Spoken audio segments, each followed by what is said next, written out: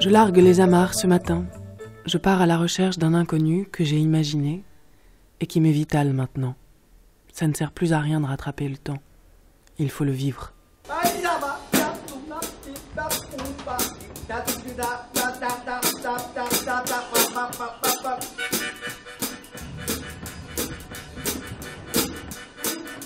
Je crois que les trains se cachent facilement les uns les autres. Hein.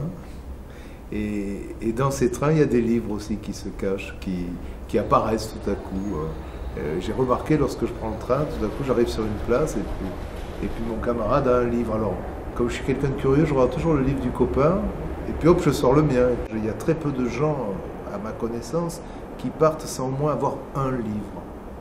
Et ce livre va les poursuivre, va être le compagnon de ce voyage, surtout les voyages seuls, quoi. Et donc la SNCF, elle a un vrai pari à mener là-dessus. Je crois que c'est extrêmement intéressant. Je ne suis qu'un poète et je vous aime tous. Je vais errer par le monde. Il est mort, celui qui... Vaillant cavalier du tam-tam, est-il vrai que tu doutes de la forêt natale de nos voix rauques, Comme par surprise, de nos cœurs qui nous au beau remontent milieu à de ma mer, vie, de nos yeux de rhum rouge, de nos fruits incendiés? un besoin m'est venu. Se peut-il que les pluies de Celui l'exil de aient parler détendu d'elle, la peau de tambour ma de ta mère. voix? Alors moi, le bip, je l'ai imaginé comme un livre qui s'ouvre. Ce livre, tout à coup, hop, il y a un personnage qui sort.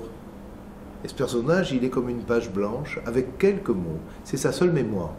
Donc de ce fait, vous avez remarqué, mes bips, ils sont tout blancs, tout en blanc. Et cette mémoire, il n'a plus que ces mots à transmettre. Et il va les transmettre chez tous les voyageurs qu'il rencontre, il va les transmettre, vraiment, ça se passe de bouche à oreille. Le vent s'invite à l'exubérance, déchire le feu en flamèches fugaces. Ses jambes se teintent du rouge de l'argile, comme si elles absorbaient le sang de la terre. Merci. Au fond, le texte qui est chuchoté finit par appartenir à celui qui l'écoute. Et ça devient une voix intérieure. Et c'est ça qui m'intéressait, c'est que la personne qui tout à coup est chuchotée, on va dire, se retrouve totalement prise par un bout de texte qui va continuer. Le voyage continue et puis le texte continue à voyager dans la personne qui voyage. Et puis on trouve du coup que le voyage est trop court. Il va falloir peut-être ralentir un peu les trains. Plus tard, initialement prévu à 16h37, va entrer en gare.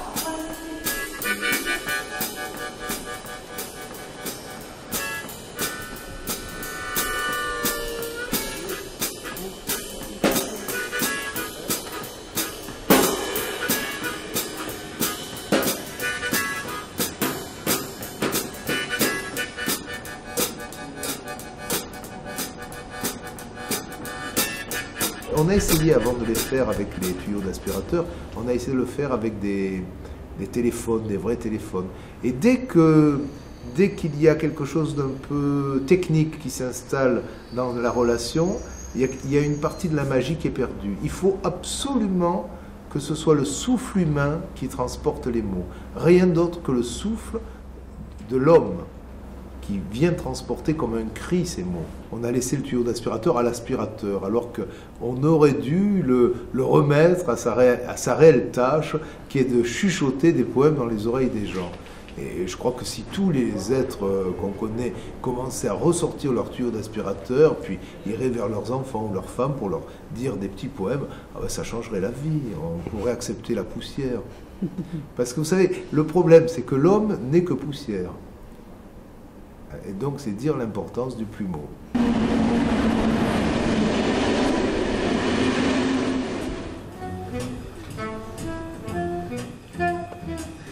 Bonjour.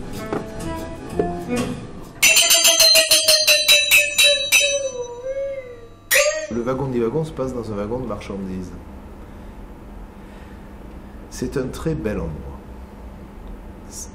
Un endroit qui est beau, mais qui en même temps crée forcément un malaise, puisqu'il est chargé d'une histoire qui n'est pas forcément une belle histoire, par contre.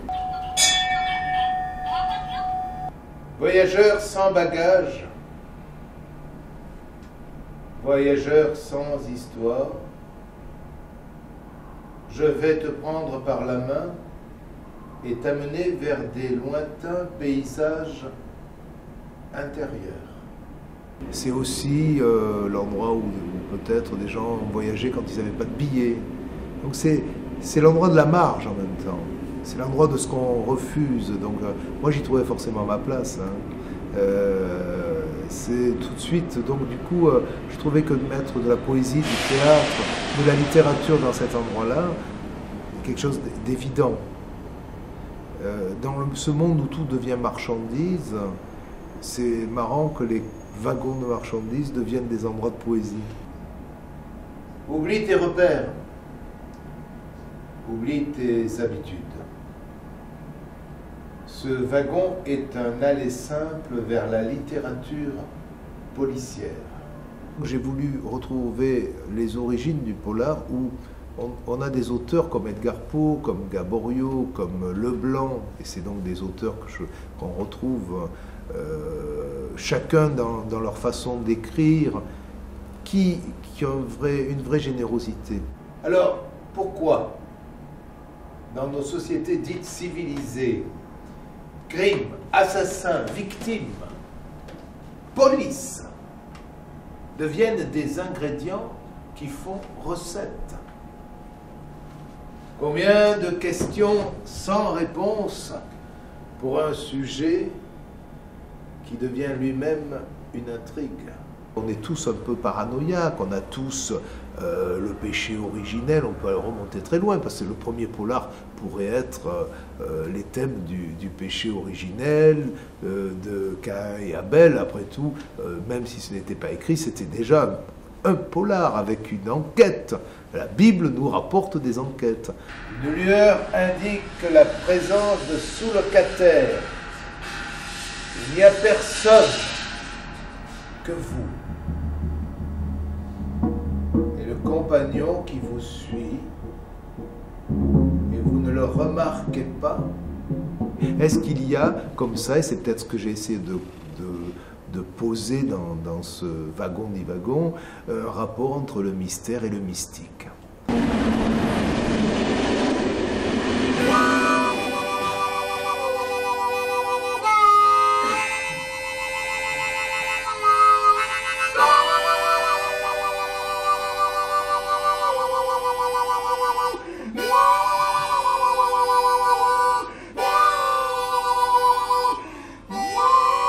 Et on est dans un contexte tellement extérieur au théâtre habituel que c'est une idée qui est vraiment très chouette à faire. On se voyait dans les scènes, moi je voyais dedans, et c'était vraiment un suspense, surtout le dernier auteur, là c'était vraiment, chacun se fait son idée. Et c'est vrai que c'est un voyage, on s'en va, et en plus on a le bruit ici des gares, donc on est vraiment dans un wagon. Et avant que la télé n'existe, les gens se retrouvaient pour la veillée poétique, ils se racontaient des histoires, et puis ils passaient des soirées tout à fait extraordinaires où le partage se faisait dans le rire et dans l'émotion, et c'était un partage profondément humain. Et on avait l'impression de vivre. Et je crois que le malheur de notre société, quand on voit la télé, c'est qu'on a l'impression de mourir. Alors que là, le petit partage de mots, de gestes, au travers de pages comme ça littéraires, nous donne un tel besoin de continuer à se regarder et à s'aimer peut-être. Un chanteur de reggae sur une scène estanquée tenait entre ses lèvres un pétard. Un gadjo par l'odeur alléchée lui lança un drôle de regard bizarre. Comment faire pour être ce qu'on est? Comment faire pour n'être pas ce qu'on n'est pas? Comment faire pour n'être pas ce qu'on est? Comment faire pour être ce qu'on n'est pas? Etc. si possible. Il faut créer ce désir, il faut retrouver comme ça ce qui fait qu'on ferme nos oreilles ou nos yeux à toute une série de choses qui nous polluent pour retrouver simplement le plaisir de prendre un livre, d'ouvrir les pages et de se retrouver avec soi-même.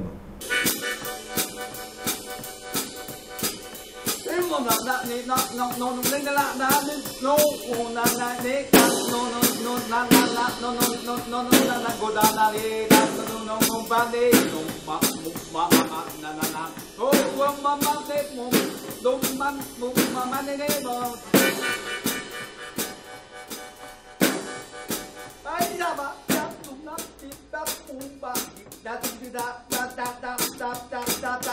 da